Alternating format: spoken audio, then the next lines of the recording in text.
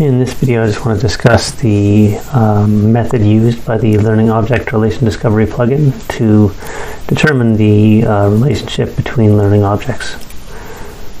So we view our graph here. This has already been generated, of course.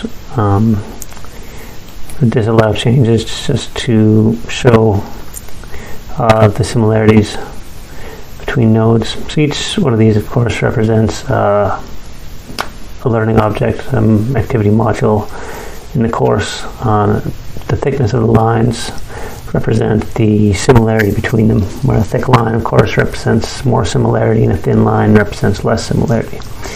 But to find out exactly what that similarity is and how it was calculated, if we disallow changes, because clicking on this can activate the graph physics otherwise. If we don't want to change the graph, then we just don't allow changes. But if you left click on one and right click on the other, it'll bring up all the data that was pulled for those learning objects, and it'll explain how the similarity was calculated here. So I'll just describe that. So for these two learning objects, they were both assignments. So this total similarity is 1. Look down here for the second assignment. This was the name. First assignment, this was the name.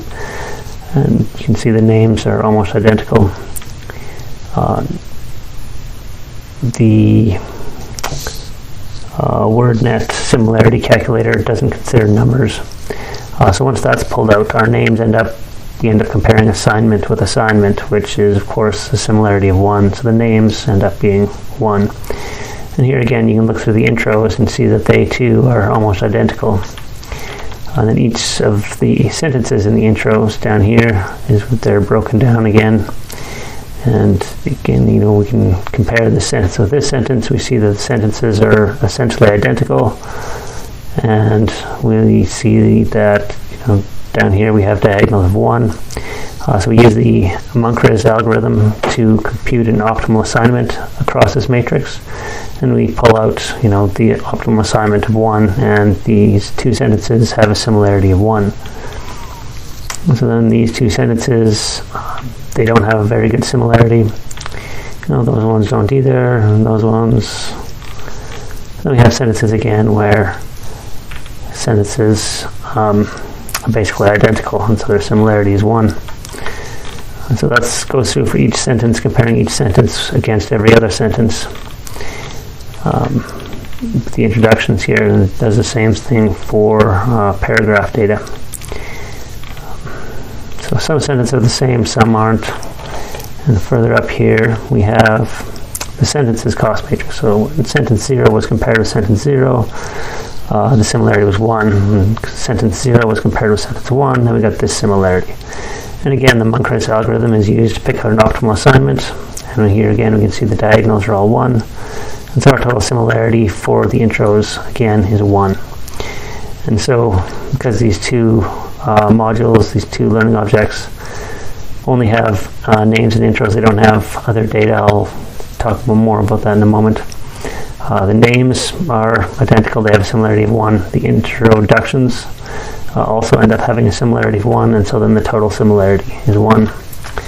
I'll pick out a couple of different ones here. Okay. So here we have, again, total similarity. These are very, very small. It's not very much common between these two. But then you can see that they each have names, they have introductions, and now we have paragraph 0 here, which didn't end up being much of a paragraph, but this one has more content. So this is broken up into paragraphs, and then we go through and we can compare paragraph 0 with paragraph 0, paragraph 1 with paragraph 0, so on and so forth. However many paragraphs you have that configured to test. And then I don't actually have the paragraphs broken down into sentences, but these paragraphs, you can tell where the sentences are. Each paragraph that gets compared with each other paragraph, the sentences among the paragraphs are also compared in the same way. Again, this is the names comparison, the introduction comparison, where we have just one sentence this time, so it's not much of a matrix. The intros, and we have the paragraphs here, where again the paragraphs is kind of the same thing. Paragraph 0 compared with paragraph 0, we pull out an optimal assignment from the matrix.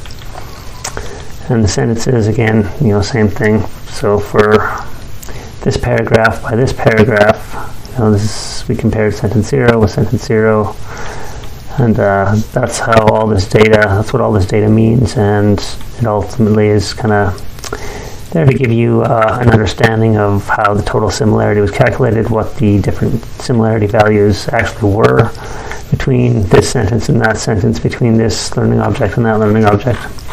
So all that data is all down there, and that is how we access it. That's how we look at it, by left-clicking one node and right-clicking on another.